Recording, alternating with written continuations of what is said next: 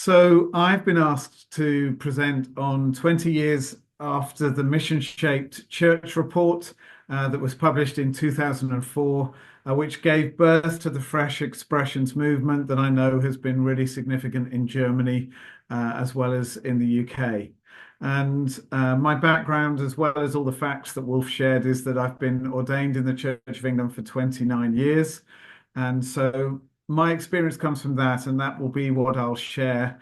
But the Fresh Expressions movement goes right across different denominations, including Methodists and Baptists, as well as the Church of England. As you heard already, I'm from CCX, the Gregory Centre for Church Multiplication, which is led by Bishop Rick Thorpe. And so we were birthed from the Church of England, but we're now an independent charity seeking to resource and support what God is doing with all kinds of different church planting, everything from small churches that Myriad specifically addresses that connects with Fresh Expressions, as well as larger church planting initiatives such as something called resource churches, which are commissioned to plant many churches within the Church of England. So that's CCX. And in terms of trying to capture the impact of the mission-shaped church report and the Fresh Expressions movement within the Church of England and in the UK, just a couple of statistics.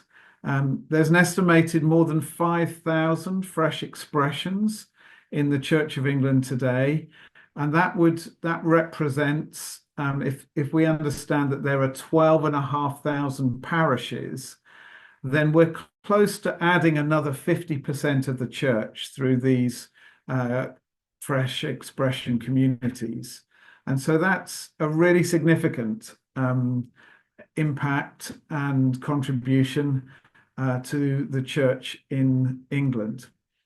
Over 50% of them are led by lay people. And really interestingly, and we will definitely touch on this in what I'll share, 36% of those people have no formal training or authorization. And so that raises one of the questions from the last 20 years, which is, there's been a large impact, but how much change has taken place within the existing established church? How much has it embraced it or just given permission for it to happen alongside?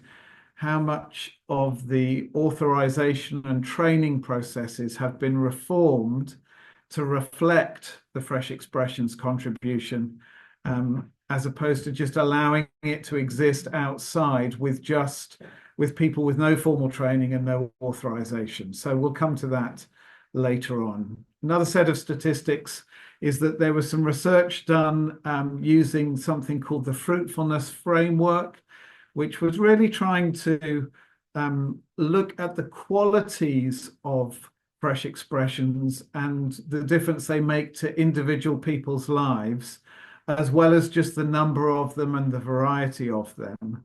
And so they surveyed individual members from within Fresh Expressions.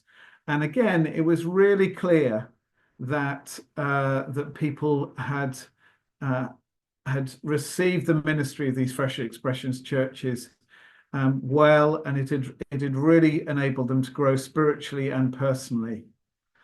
So 49% before they joined a Fresh Expressions church already felt spiritually alive. And so they were already Christians and they began to be involved in Fresh Expressions. But afterwards, 86% of those people had come alive spiritually. And so, as it were, 36%, an additional 36% of people had really come to faith or come alive in their faith through Fresh Expressions.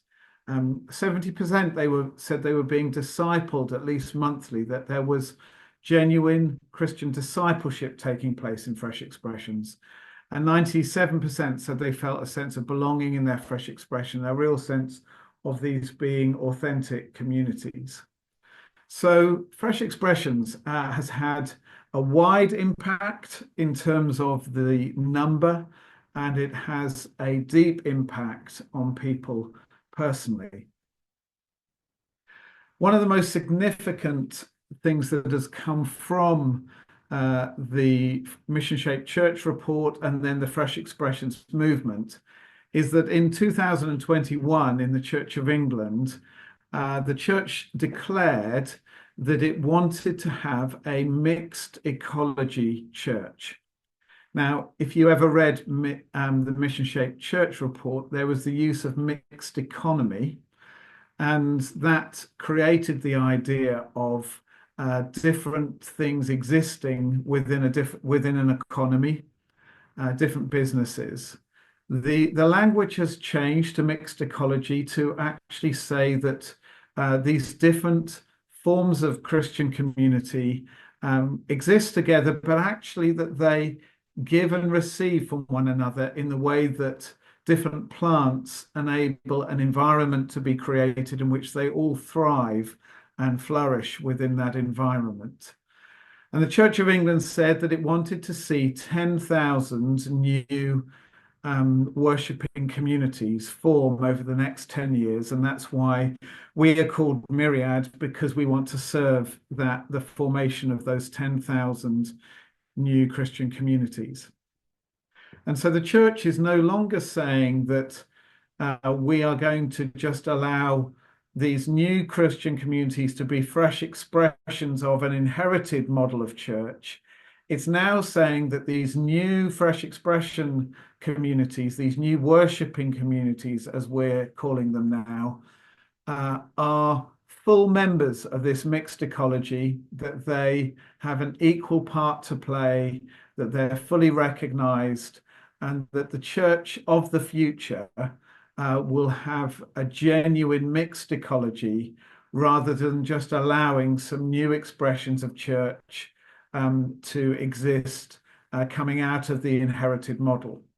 Now, we still have a long way to go on this, but just the statement of this, the vision of this, the acceptance of this by the church formally at its General Synod in a proposal to General Synod, and every diocese within the Church of England now has clear plans to see Fresh Expressions, new worshipping communities form so that they, in effect, form 50% of their churches within their diocese. So this has been a big transformation within the Church of England. I want to summarize the issues that we still face in these 5 areas, which I'll address in a moment. And so first issue is the relationship of Fresh Expressions communities with established churches. One thing that we began to realize was that a lot of Fresh Expressions communities never really made it to be defined as a very clearly identified church community.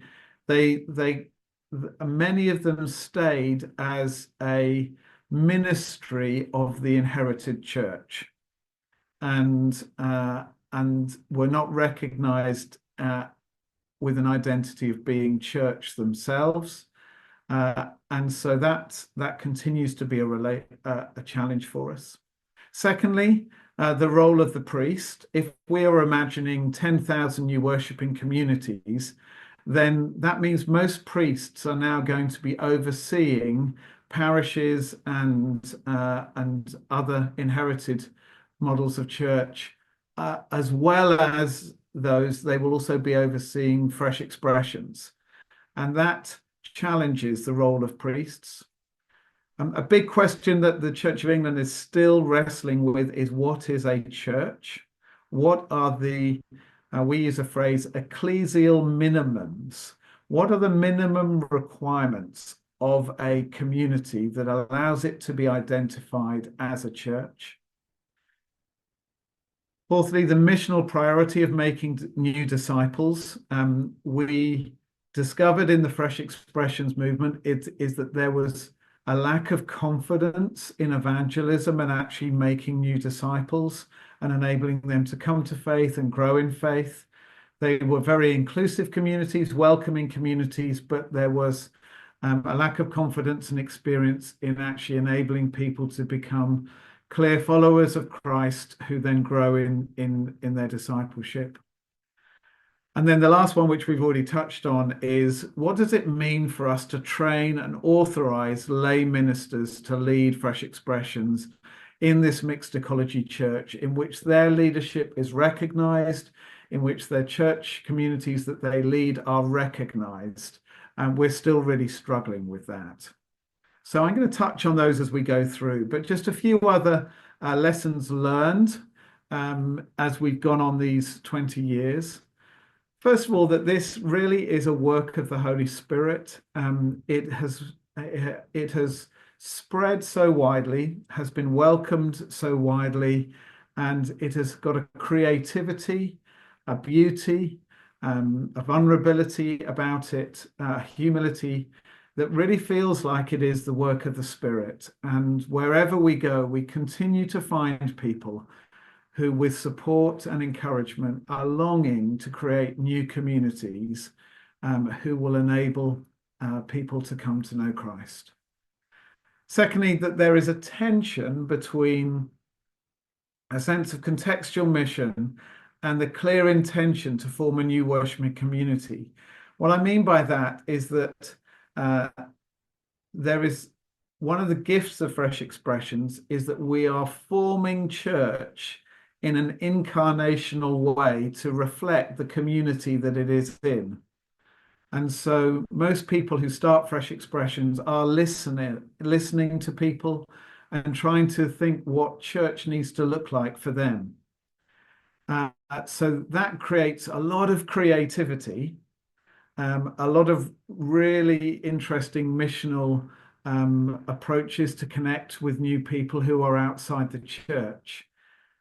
But alongside that, what does it mean to actually form a new church community and to be intentionally trying to form something that is genuinely a fresh expression of church, as opposed to just a new creative missional activity?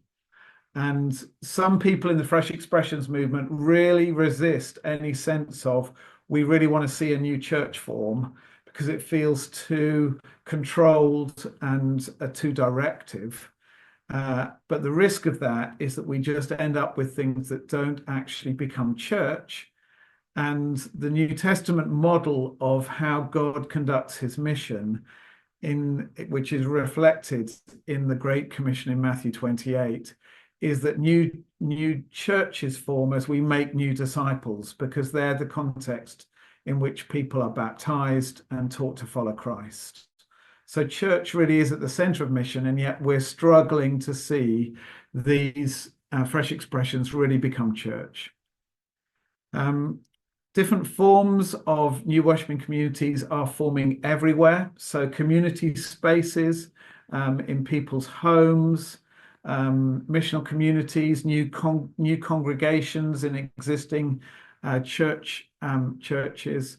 We have a new form of this happening where in rural areas, lay-led teams are taking responsibility for church buildings where the congregation has declined. And instead of just asking the pastor to do a monthly service, we create a focal ministry team led by lay people and ask them to capture a vision for ministry in that church. So there's been a lot of creativity in developing Fresh Expressions, new worshiping communities in new ways. The power of community has been really significant. And so the Fresh Expressions movement has actually created a network of relationships, a Fresh Expressions community that has been absolutely vital for many people in keeping them alive, the flame of mission alive, the support and encouragement they receive from that Fresh Expressions community has been really important. And so we've learned that. The importance of teams forming churches, not just individual ministers. And so a lot of Fresh Expressions are led by teams, which is quite often very different from ordained leaders within the Church of England, of which there are normally only one of those in our churches in the Church of England. And then we're going to talk about this, but the vital partnership between clergy and lay leaders is a way that affirms both the inherited models of church as well as the new missional expressions. And this is not an either-or model. This is not old is bad, new is good. There is a real partnership coming together in this. What we've learned is that forming a Fresh Expressions community, and more importantly, sustaining it and allowing it to grow and to go forward over a number of years, is a very challenging experience for people. And so the support and training that they receive is really important. And two training processes have emerged to support new worshiping communities, and they are Greenhouse and Myriad, which I lead. And they're very, very similar. There are some differences between us, but the similarities are that they take people on a journey over many months. So it's not a training course up front and then you go and try and do it. It is a learning community in which you journey together with other people trying to do the same things. And that anyone can join these communities. They don't have to be authorized. But then there is the challenge of when we recognize and authorize, which I'll come to in a moment. But these two organizations and training providers have emerged really because we've recognized that without support and training, this is a very difficult thing for people without any background in training to do well. And both of these organizations exist in relationship with the Church of England, with oversight from its bishops and with the support of them taking place in partnership with dioceses and churches. So I'm going to share a little bit about Myriad just to give you a flavour of what is being offered in England, just in case it's useful.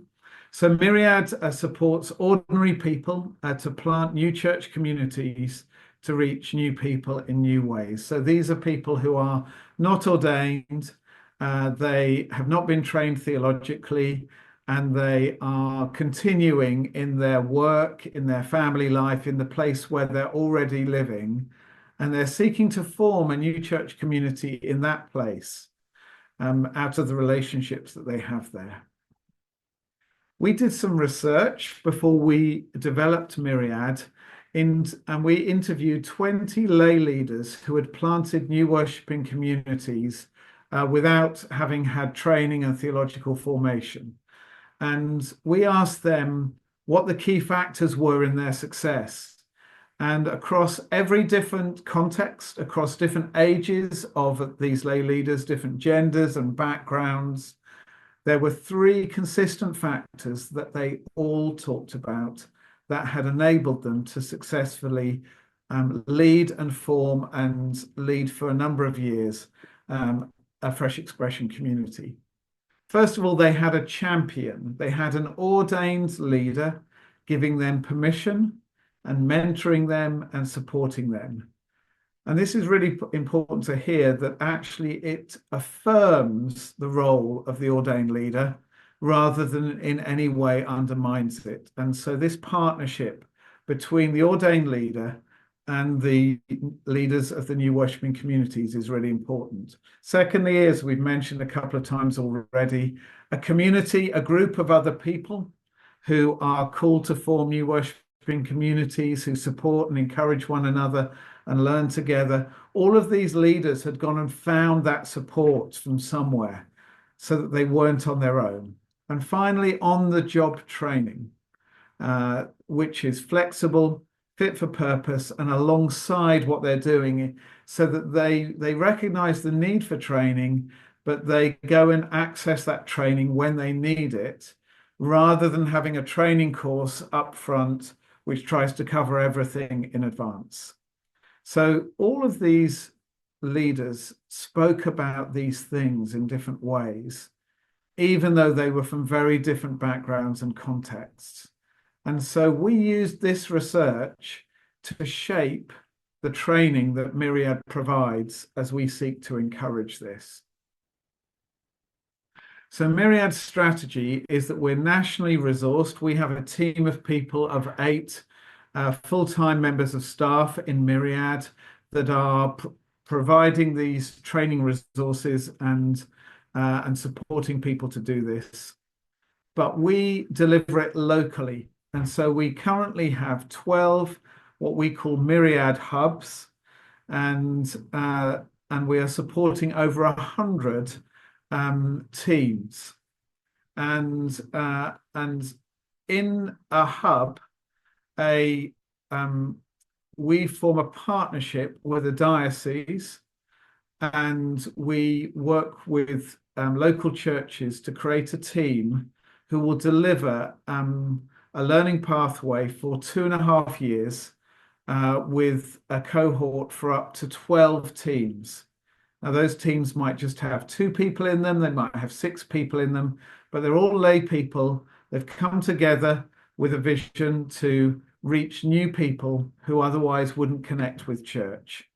And they come on a learning pathway over 2.5 years in a local hub where the Myriad team support the local churches in delivering this training. And the training has 4 key elements to it. So there are gatherings every 6 months. We gather for 24 hours to have input, planning, and prayer with these teams of up to 12 of those teams gathering together. And the 5 stages are on the right of that screen: vision and discernment, leadership and teams, planting and establishing new churches, discipling people, discipleship practices, and growth and multiplication. In between that, they will have a 3 monthly check-in online. And so they will meet as a community every 3 months to get input, encouragement, and prayer. Alongside that, there are online resources for them to take and use according to when they need them. And so we've developed an online resource center for them. They have a mentor, and what we discovered is that some of the clergy are not confident in missional leadership and church planting, and so they are not fully equipped to provide that work of a champion. And so we provide a mentor of somebody who has already planted a Fresh Expressions community to mentor a new leader. And so they have a mentor who they'll meet with every 2 months. And then they have an oversight minister, an ordained leader who will support them and provide that experience that is so valuable. So that's something of the shape of the Myriad training pathway. I just wanted to tell 5 stories really, because if we don't actually talk about real people and real stories, then we miss the whole point of this. So these are 5 stories that I'll just briefly mention. And Bernice Hardy has a daughter who has Down syndrome, so additional needs. And when she became an adult, her daughter stopped going to church because she just couldn't cope with the traditional church services.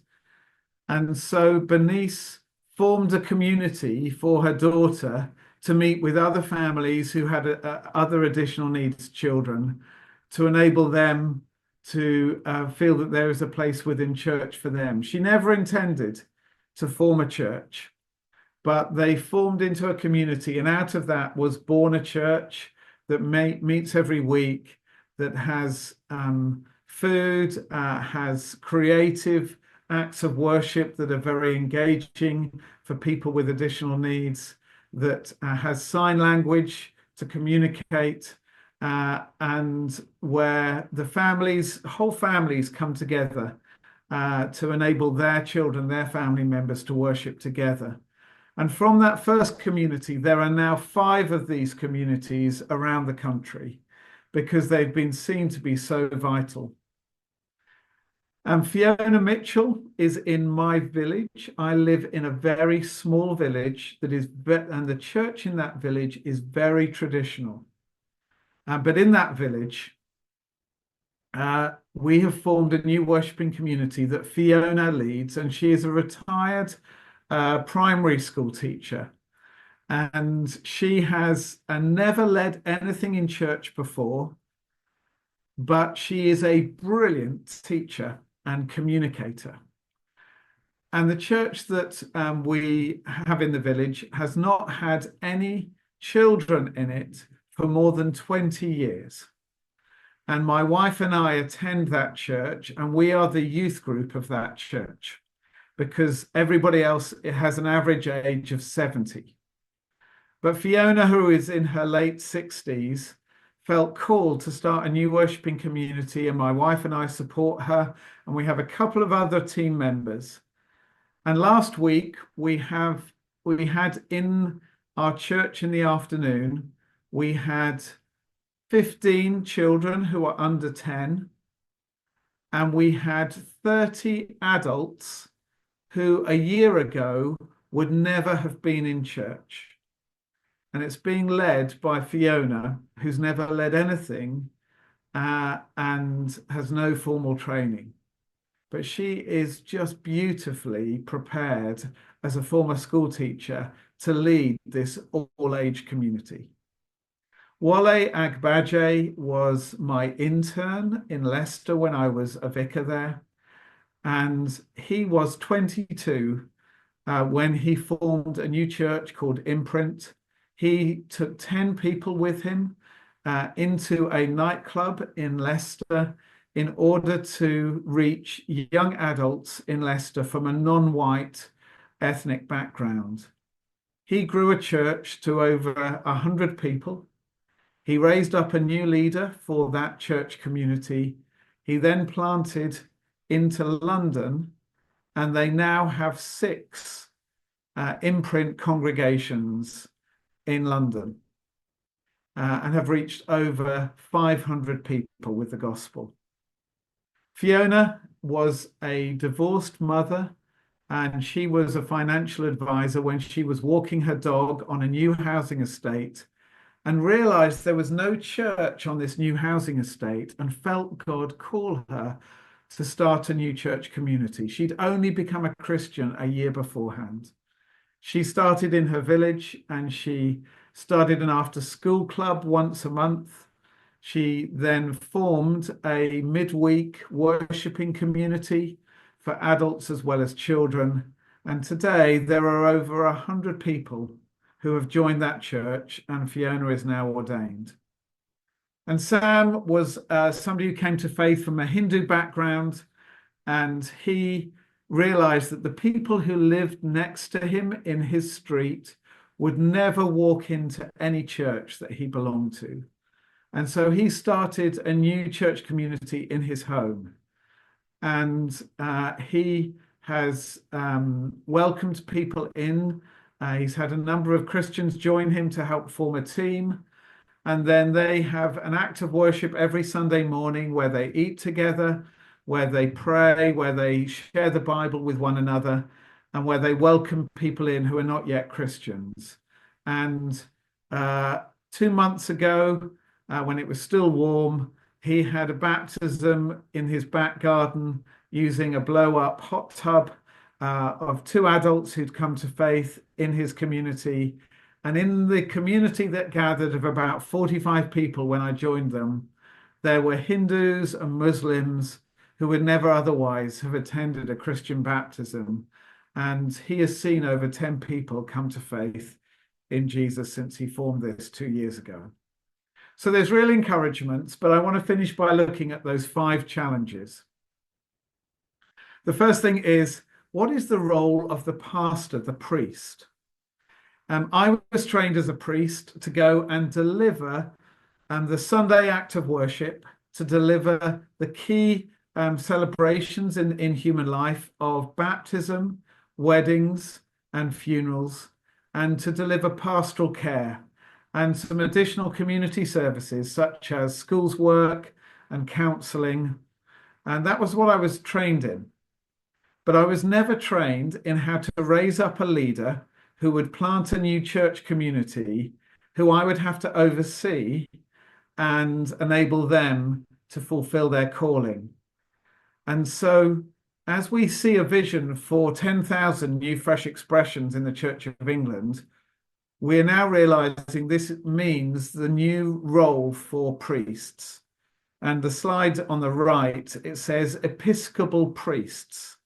And what we're realizing is that episcopal role of a bishop who oversees is now becoming part of the priest's role as they oversee teams of lay people to start new, fresh expressions. What we also realized is that nobody had trained these priests in building effective and healthy relationships of accountability and support. But we also realized that the lay people didn't realize how important it was that the priests were involved so that they could have sacramental ministry, so that they could be fully church, and also in order to make sure that the safeguarding and governance was properly overseen. So we now have a training course for priests called in oversight ministry, and any priest that has a new worshipping community is required to go on that so that they learn how to do their ministry in a new way. It's been a real challenge for priests who feel overwhelmed, who feel threatened, who feel that they're not equipped to do this. But more and more priests are finding that this is a joyful ministry as they see people fulfill their calling and they see new worshipping communities form that they could never have led themselves. So that's a big issue for us that is still ongoing for us. The next question is, what is church? What are the ecclesial minimums of what genuinely is a church? Our fresh expressions are not fulfilling the liturgical requirements of church. They're doing things in contextual ways.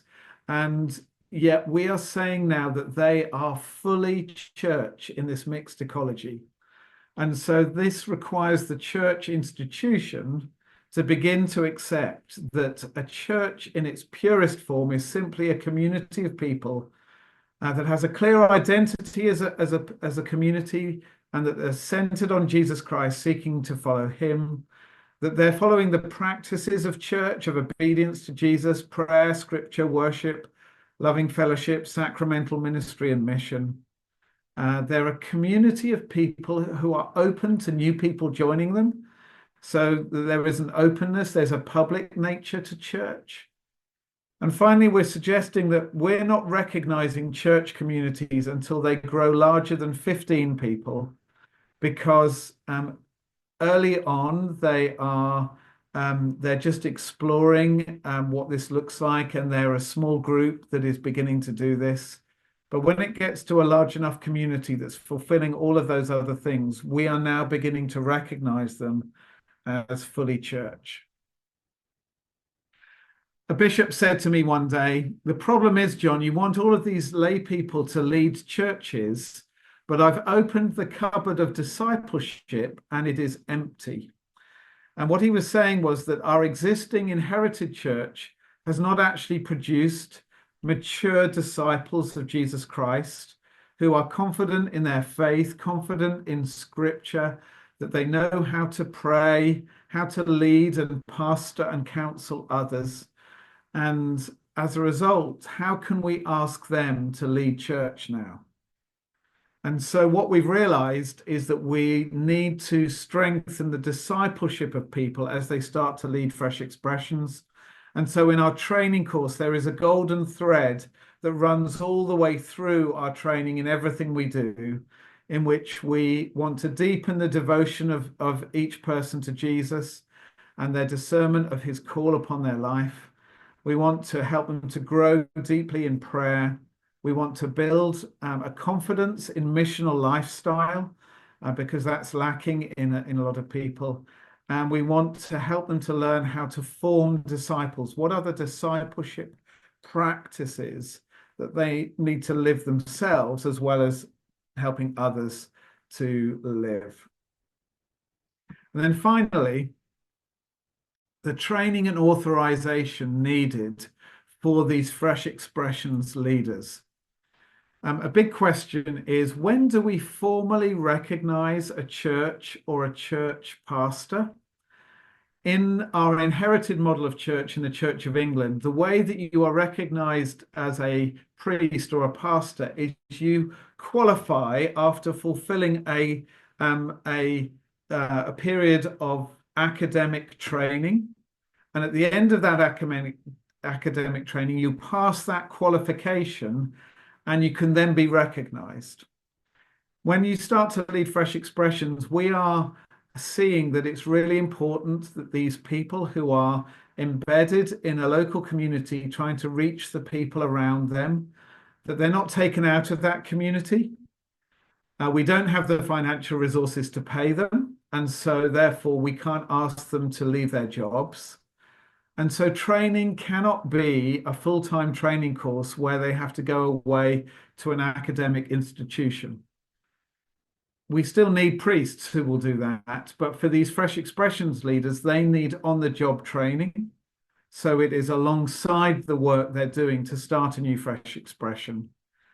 And then we then have to think, how do we formally recognize them in the church structure so that they are authorized, they're recognized, and that actually they're protected in that structure?